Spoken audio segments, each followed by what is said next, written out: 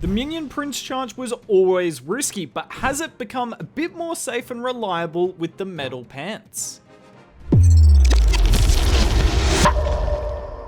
Today we're going to test out two different versions of the Minion Prince charge. The first that you see here is with the Warden as well, and when you can bring the Rage Gem with the Warden, that makes this Minion Prince a little bit more damaging, because obviously, whilst the metal pants are nice for the extra hit points to make the Minion Prince less of a glass cannon, it does make the Minion Prince do much less damage. So by having the Warden there, we are going to get a bit more damage done than if we didn't. Now we're going to finish the base off with dragons as well. That's the nice thing about the Warden in this hit. You can use it with that Minion Prince charge because, well, you're going to use the Rage Gem with the rest of the attack, whereas you see in the next army we're not going to be able to use the Warden with the Minion Prince, but I'll let you guys see that when we get there. Then it's just a normal dragon clone hit here. So it's kind of like if you did the Royal Champion charge at the start, except we're using the Minion Prince instead, which makes it less likely for us to pull the CC, because one of the biggest pros of this army, obviously, is you're not going to pull the CC, because generally, CCs are triple Ice Golems or double Ice Golems. Now, the Metal Pants and the Dark Orb went off in the core of the base here, and you can see the Dark Orb did amazing work slowing down all the defenses, and the Metal Pants did a good job as well. And that's something I like about the Minion Prince charge, is that you don't need to use the ability of the Minion Prince with it. You can save it for the main part of the attack. Then on the back end here, I'm going to show you all the hero equipment now. We've got the basically the damage version of the Royal Champion equipment, so we can do damage from range just in case the CC is still up so that we don't pull it. On the Warden, obviously, we've got the Rage Gem. You saw that for the Queen ability, and there is the Minion Prince. And as you can see, we do get this pretty convincingly. We're going to have, well, the Royal Champion goes down at the very end, but we nearly had all 4 of our heroes up, plus a bunch of dragons as well.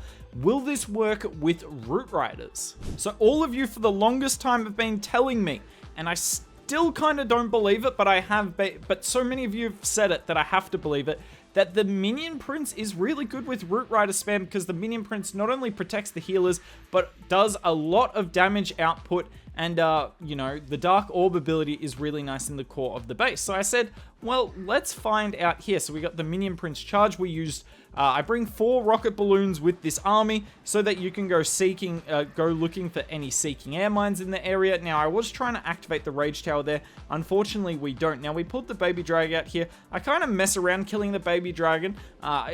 Baby Dragon's really annoying to kill because obviously I don't want to have to use my poison spell here, but I don't have enough wizards to take it down without the poison spell, so we have to make do. And I kind of do mess this up. Like I said, the Baby Dragon really threw me here because this funnel on the bottom side is not going to be set in time, and we're going to end up getting an awful split in this attack. So we lose a few Valks on the left-hand side as well. I wasn't kidding. This entry was completely scuffed, and it would have been just better, A, if the Baby Dragon didn't throw me off my game, but B, it just would have been so much better if I used my brain and I started the Siege Barracks and Queen earlier. That's why you should start them super early. I also haven't put my Royal Champion down. You can see the Minion Prince is there with the Jelly sitting behind, getting healed up with the Healing Tome, which is obviously really nice because you can take a bit of damage with your Minion Prince charge at the start and just regenerate all of it. Now, unfortunately, my Royal Champion goes a completely different way to the rest of the army. This Overgrowth spell was stupid. I don't know what I was thinking with it. Not my smartest thing, but have a look at the Minion Prince ability here. The Dark Orb completely saves my Royal Champion. Look at her. She's on 1 HP, but she's refusing to go down because of the Dark Orb ability. Look at it. She's still up here. She will go down right now. I tried to keep her up with the freeze spell, but you can see the Minion Prince, look, the Minion Prince is still alive, and it is doing a bit of damage, but the rest of the army is not alive. I will admit the Overgrowth was terrible, the entry was terrible, the Root Riders not working here is on me. Thankfully, we've got a second attack after this where you get a better idea on why I feel about the Minion Prince versus the King that I do. The Queen is still alive on the outside of the base, doing a good job. Unfortunately, she gets to full health, which means the healers are going to go elsewhere on the base. So, yep, we're all healing that. Look at that. That Apprentice Warden needed all of that health. Thankfully, the Queen on the top side is being tanked for by the Frosty and now the Wall Breaker. Diggy stuns the single Inferno, and we're just going to clear this base up. Not an overkill. In fact, it definitely isn't an overkill, because have a look at this Warden here.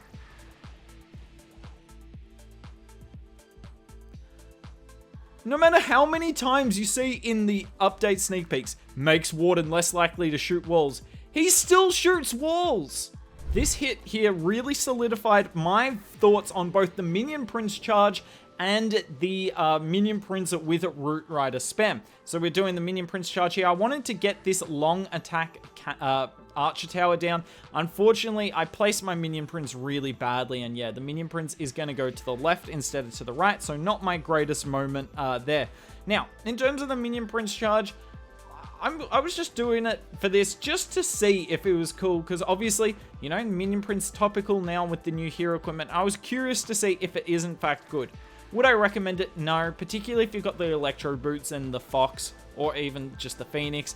That's definitely better than this, but it is a unique way of opening the base, and I think on some bases where there's no air defenses nearby, you could justify using the Minion Prince, particularly if you finish the base off with dragons. As we saw in that first hit, we kind of overkilled the base, but if you're doing a Root Rider spam hit, I don't know. So we pop the Warden ability here, negating a whole lot of damage. Now I'm going to pause this right here. Let's replace the King with the Minion Prince here. Have a look at all the Earthquake Boots and Spiky Ball damage that can be done in the core of this base. It is set up perfectly for the King, and this is exactly where the King would come into his own. But what ends up happening, yeah, not ideal. Not ideal. We do also get a little bit of a split on the Root Riders here. I probably should have overgrowth this scatter shot, because what happens is we get a split on the troops, but that's also partly because the funnel wasn't that good, because the Minion Prince charge, it can only take out so much. You can't invest more invis in the Minion Prince charge, because you're always eventually going to run into a Seeking Air Mine. As you can see there, Minion Prince doing a great job against those Seeking Air Mines with those metal pants, negates 2 of them. Well, doesn't negate, but takes 2 of them. But as you can see here, there's just only so much this army can do, and I really like the King, even with the nerf to the Earthquake Boots, just the amount of insane damage that can be done, and I don't see how the Minion Prince can replace all that damage. And whilst this wasn't a perfect hit, I accept that, yeah, I should have been better with the Overgrowth spell. The rest of it kind of went to plan, and still, we just about end up 1-starring this. These Valks are going to come in and save the day. So, I would love to see you in the comments below. Obviously, these hits weren't great, but explain to me why how the Minion Prince can be better. It still confuses me. Would love to hear your comments down below, but we're going to finish off with a second hit with the dragon version of this army. Can that army work for a second time? So we're going to come in on the back end of the base here, using the rocket balloons in front just to tank. I did try this army using a bat spell to tank. Obviously, it can't pull a Seeking Air Mine, but just using a bat spell, see if that does much. Nah, bat spells are so useless. I'm kind of disappointed Supercell hasn't given a big meaty upgrade to bats, but to be fair, even if they got a big meaty upgrade, I still don't think they're going to be used because, well, you know, every defense does a lot of splash now. Nice little opener for here. In saying that, look at this opener here. That is a lot of value, and I don't think the Royal Champion, if she used only 4 spells, unless you got the Fox with her as well, would have got that much without using her ability. Now, the Giant Arrow gets rid of both sweepers and activates the Invis Tower, so pretty good value for that. I have to use a freeze spell for my Queen here, which isn't ideal because you've only got 2, but worth it to keep the Queen alive. I got a clone spell for the balloons, and look at that. The balloons get some really nice value. They're also going to pull a bunch of traps in the core of the base as well. Now, the dragons are in the center here, but you're going to see the big problem, right? How do I put this? The reason that this army works with the 11 invis version is because the funnel is perfect from the Royal Champion. She can set an insane funnel when she's got that many invis, but you just can't do that many invis with the Minion Prince, because if you do, you're going to hit too many Seeking Air Mines, as you can see right here. And if you don't set enough of a funnel, the dragons aren't reliably going to be able to take down the base, because you have used quite a few spells at the start, and you don't have, you know, the King running with the Queen where they can clear out a whole compartment. And whilst the Minion Prince is nice, you can see here, we do just fall short. And this hit, I didn't really feel like I did much wrong. Maybe it was a planning issue, a bad plan. Maybe it's just a bad strategy. Well, it is. Minion Prince charges are not where it's at, even if you do it with the Dragon version. Maybe in the future we'll get some hero equipment that, like, if I was to release genuinely a hero equipment for the Minion Prince, it would be something that negates Seeking Air Mines, because if that comes into the game, oh boy, the Minion Prince might be genuinely OP. But let me know what you think of the Minion Prince charges down below. Would you like to see more attacks with this army? I don't know. I don't love it, but, you know, maybe it's time that I start upgrading it, because a level 77 Minion Prince got 13 levels to go.